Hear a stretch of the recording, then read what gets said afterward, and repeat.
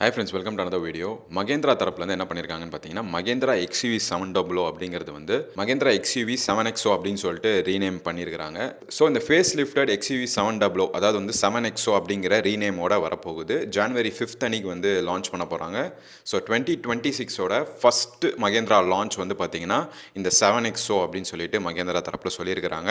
So இந்த 7XOவில் என்னென்ன ஸ்பெஷலாக வந்து சேஞ்சஸ் கொடுத்துருக்காங்க அப்படின்னு பார்த்தீங்கன்னா, ஃப்ரண்ட் கிரில்லாக இருக்கட்டும், front headlight, rear tail lamp அப்படின்னு சொல்லிட்டு அந்த ஓவரால் ஆஸ்தட்டிக் லுக்ஸ் வந்து அவங்க சேஞ்ச் பண்ணியிருக்காங்க. ஸோ ஏன் வந்து XUV 700 7XO அப்படின்னு சொல்லிட்டு ரீநேம் பண்ணுறாங்க அப்படின்னு பார்த்தீங்கன்னா, இதுக்கு முன்னாடியே வந்து XUV 300 ஒரு வெஹிக்கிள் இருந்துச்சு இல்லையா, அதை வந்து ரீநேம் பண்ணி தான் இப்போ 3XO அப்படின்னு சொல்லிட்டு கொண்டு வந்திருக்காங்க.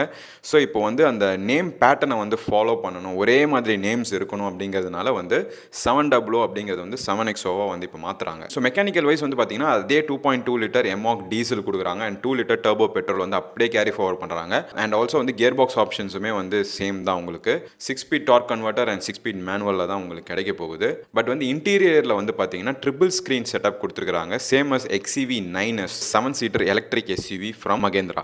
ஸோ அந்த வெஹிக்கிளில் கொடுத்துருக்கக்கூடிய அதே ட்ரிபிள் ஸ்க்ரீன் செட்டப் அது ஆல்ரெடி வந்து XUV 9இருந்து தான் வந்து கேரி ஃபார்வர்ட் பண்ணாங்க.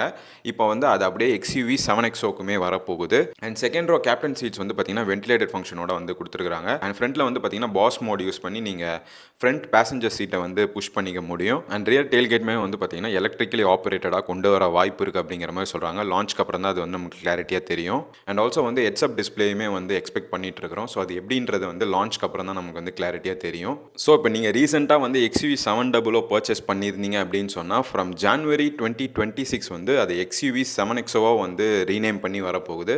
ஆப்வியஸாக வந்து XUV 700 அப்படிங்கிறதுக்கு வந்து பார்த்தீங்கன்னா அந்த மார்க்கெட் வேல்யூ அப்படிங்கிறது வந்து கம்மியாயிடும் எப்படி இருந்தாலும். ஏன்னா வந்து அதே பேர் இல்லாமல் வேறு நேமில் வந்து லான்ச் ஆகிறப்போ அது எக்ஸிஸ்டிங் நேம் வந்து பார்த்தீங்கன்னா பழசாயிடும். நீங்கள் என்ன தான் வந்து இப்போ ரீசெண்டாக அந்த வெஹிக்கிளை பர்ச்சேஸ் பண்ணியிருந்தாலுமே அது வந்து ஓல்டர் வெஹிக்கிளாக தான் வந்து கன்சிடர் செய்வாங்க. நானுமே வந்து XUV 700 வச்சுருக்கேன்.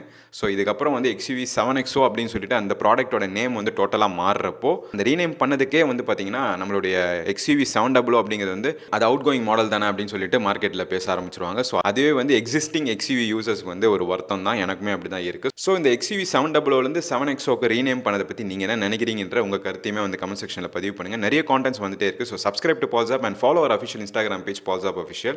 I'll see you guys in the next video. Bye.